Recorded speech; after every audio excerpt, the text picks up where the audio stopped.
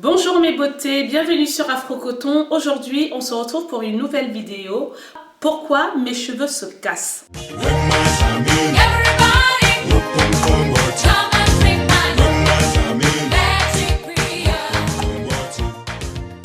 Le cheveu crépus est de nature sec car il pousse vers le haut comparé au cheveu lisse qui lui va pousser vers le bas.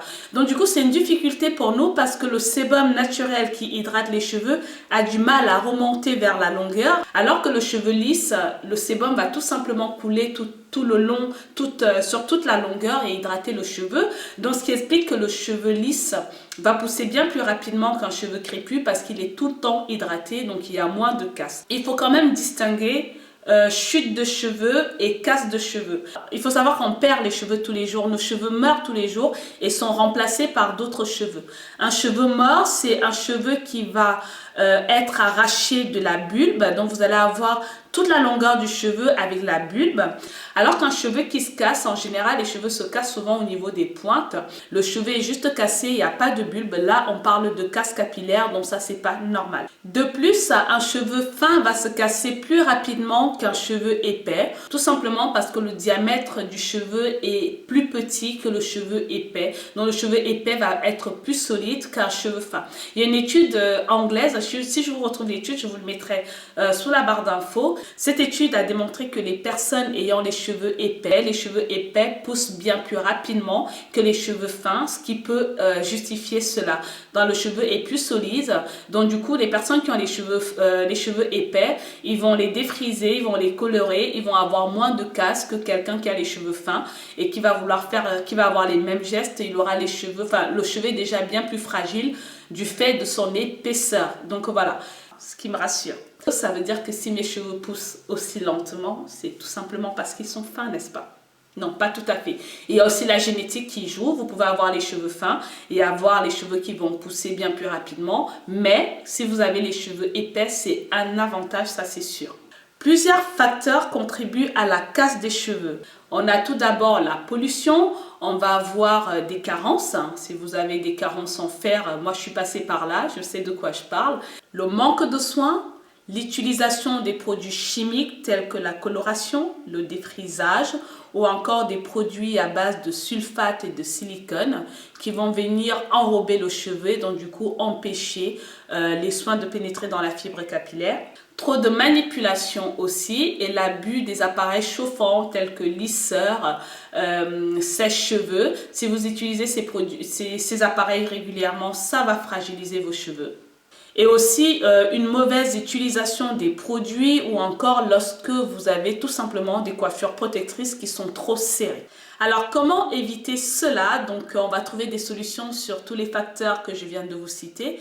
Par exemple la pollution, on va tout simplement faire les soins régulièrement pour venir nettoyer nos cheveux, laisser notre cuir chevelu sain pour que le cheveu puisse pousser tranquillement. On va utiliser des produits plutôt naturels que des produits chimiques. Donc on va favoriser par exemple des shampoings naturels ou encore des shampoings qui n'ont pas des shampoings sans sulfate pour éviter que le cheveu ne soit abîmé. On va éviter tous les produits qui contiennent du silicone parce que ça va venir fragiliser nos cheveux.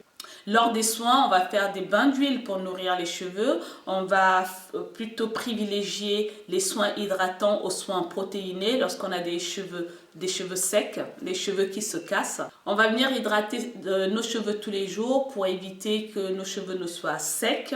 Et il faudra aussi respecter l'équilibre entre hydratation et protéines.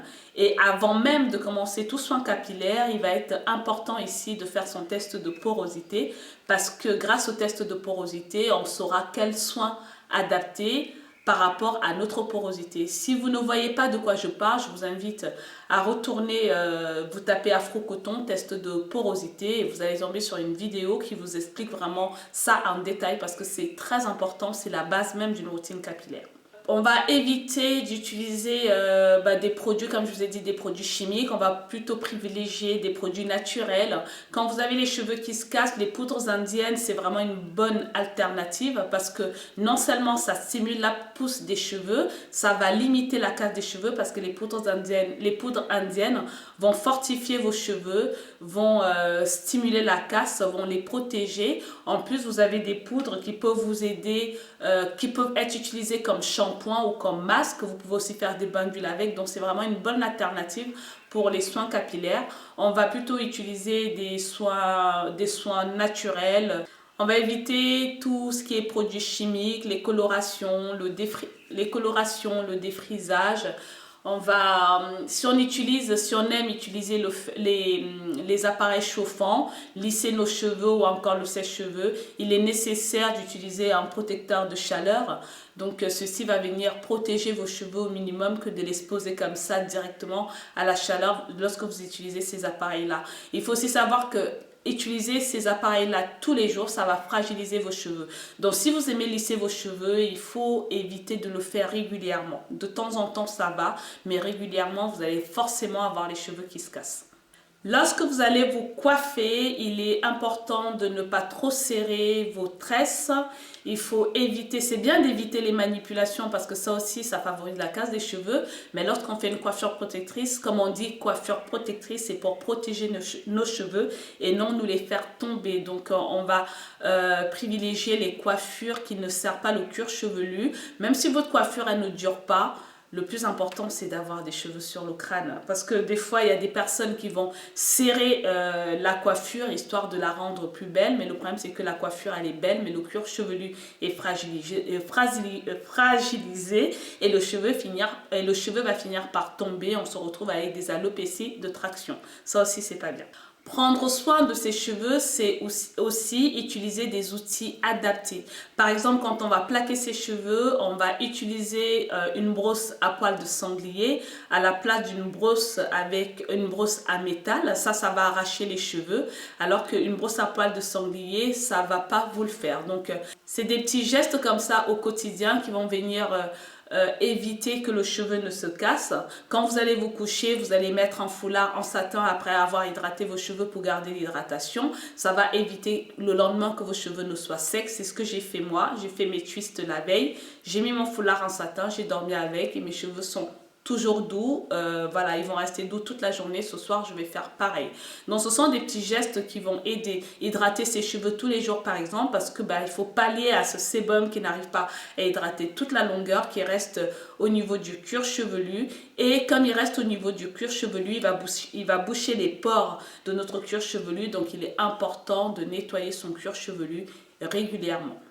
Tous ces gestes vont éviter la casse des cheveux et du coup, on pourra enfin voir nos cheveux pousser. Alors, il y a certaines personnes qui me disent « Je fais des soins, mes cheveux ne poussent pas. » Non, vous faites des soins, vos cheveux poussent, mais ils se cassent. Et il y a des personnes qui voient, comme le message que j'ai reçu, l'Afro-Cotton voyait bien que ses cheveux se cassaient et elle voulait savoir pourquoi ses cheveux se cassent.